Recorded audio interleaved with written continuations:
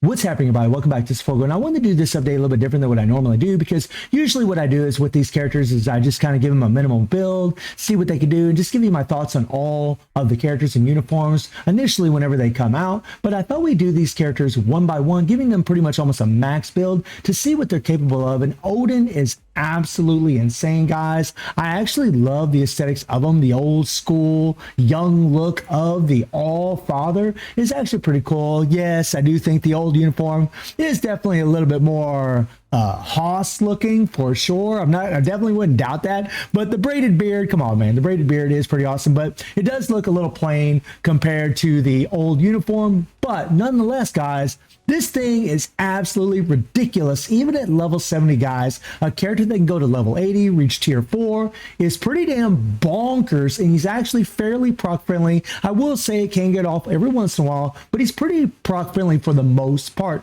So that's something that's actually really quality about this uniform compared to the old uniform, is that this thing is way more proc friendly than what it was. Now, my Odin has 62,000 energy attack, and he pretty much has max stats. The critical rate is going to actually get maxed out from one of his skills, and he does have one Odin's Blessing, so do keep that in mind in the run that you're going to watch today. He also has mythic energy attack Urus on him, but nothing else, because all of his other stats are maxed. I could easily put some other Odin's Blessings on him, which I might end up doing because it would only be fitting for Odin. Right now, they did quite a bit for this character as far as, you know, his kit. They changed his third skill from having 4 seconds of immunity to now having 3 seconds of invincibility, which is actually really cool. And on the fourth skill, they gave him a damage proc by 35%, which is actually pretty nice. Doesn't seem like much, but it actually does make a big difference, especially with a character like Odin that does a bunch of hits. And they gave him 5 seconds of immunity, which is pretty sweet. They also jumped up his attack from 30% to 40% increase to attack. They put a 25% HP heal on this fifth skill, and they gave him 5 seconds of invincibility, which is sweet, guys. From, well, it was 4 seconds and now it's 5 seconds with the newest uniform, right? And his passive, you know, has a decreased damage received by 30%. And his leadership, they also changed by giving him increased lightning damage to all allies by 50%, which is a self-buffing leadership, because now he has all lightning damage dealing skills, which means you can run a CTP of Judgment on, but because I'm just going to show you guys what he can do with a proc, we don't have that on him today, but maybe in another video I will put that on. They also gave him a cooldown on his leadership. Before it was just whenever he's debuffed, he removes all debuffs for 12 seconds. Now he does have a cooldown on this thing, but this is still a useful leadership for PvP and for PvE, because it really prevents you from taking a lot of chip damage from Mephisto or taking any damage from like the toxic meteorites. It really helps in survivability, which is pretty damn golden, guys. So let's talk about his rotation. Now, you guys can play the rotation any way you want. I'm actually going to be doing a little bit simpler rotation, but because we're going to be playing with a prog. But if you're playing with a prog, guys, I would recommend maybe trying doing the 2, 3, and then the 5, wait 1 second, and then doing the 4. Now, that we didn't quite get off that fifth skill, we need to wait a little bit longer, right? You need to wait about 1 second. He's going to bring the hammer out. When he slams that hammer down, that's when you actually want to hit that fifth skill. So we'll try that again, right? 3, 5, and boom. And there Odin comes out. That's what you want. You want Odin, the giant Odin, to come out. So you're going to do a lot more damage. Now, something that's pretty cool about Odin is that you can cancel his tier 3, but you need to do a slight delay before you cancel it. So what I've been doing is I just go 3, 5, wait that 1 second, and then hit the tier 3, he goes forward, and then hit the 4th skill, right? When he does that tier 3, he's going to dash forward, then hit the 4th skill, and you'll get all that residual damage, all of those hits at once. And his skills look amazing.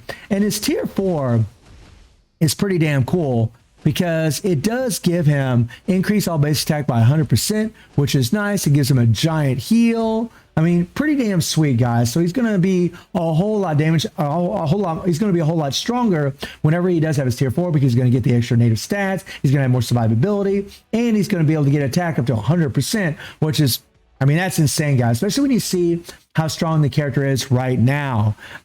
And as far as the rest of the build, his type enhancement is maxed out, and he does have a fully awakened power rating relic set. He doesn't have an artifact, and if he did have an artifact, it would be actually better because his artifact increases damage to super villains and decreases damages from super villains, making him tankier and increasing his damage. So really has an amazing artifact. If you do have that thing, he's going to be a lot stronger. And I am running a mighty CTP of destruction, which is a good obelisk. It's not the best, guys. This is increased damage to boss types by 100%, and you can actually roll one that goes up to 120%, but because I have the 200% damage proc, it's pretty sweet. He really doesn't need the guard break immunity, in all honesty, guys, because he does have super armor built into his kit. He also has invincibility built into his kit, but when it comes to his uniform, the uniform effect, guys, he had the chain of damage by 20% in the old uniform, but now he has native super armor and increase all basic defenses by 50%.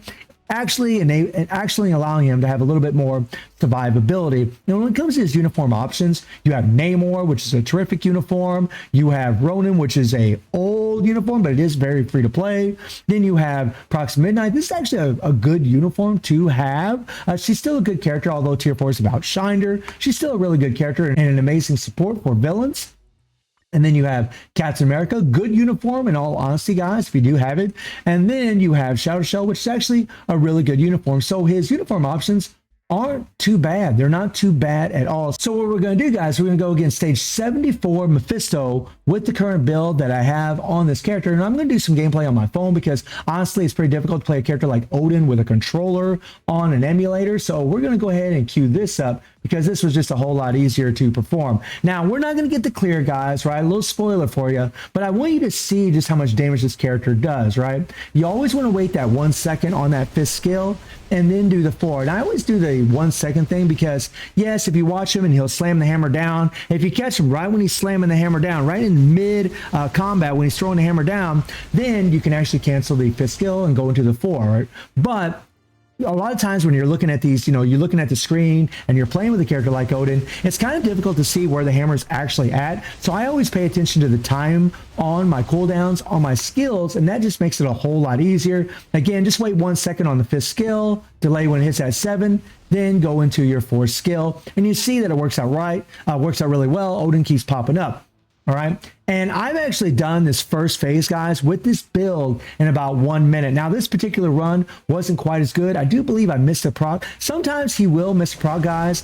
Like right there, we actually did hit our proc, but sometimes he does miss it. It's a little tricky. You got to be pretty quick with him. I imagine with some practice, you could probably land the proc every time with the character because it's not all that difficult, right?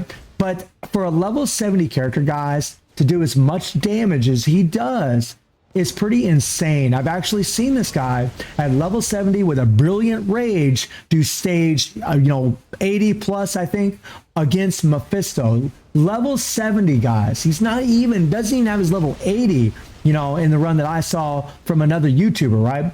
And being level 70 on my account, guys, is pretty nuts, right?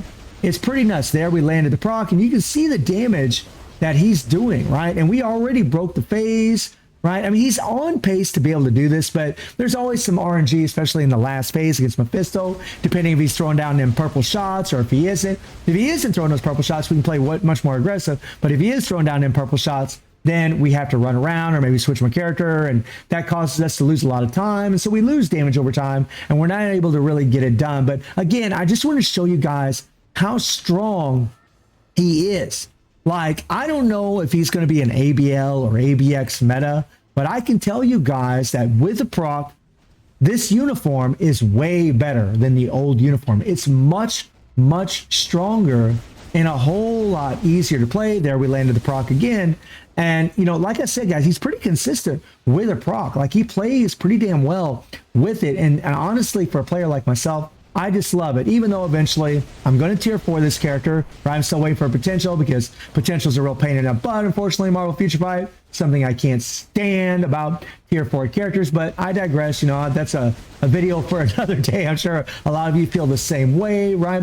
But I do want to tier 4 this character, absolutely, because I see the potential that he has right now.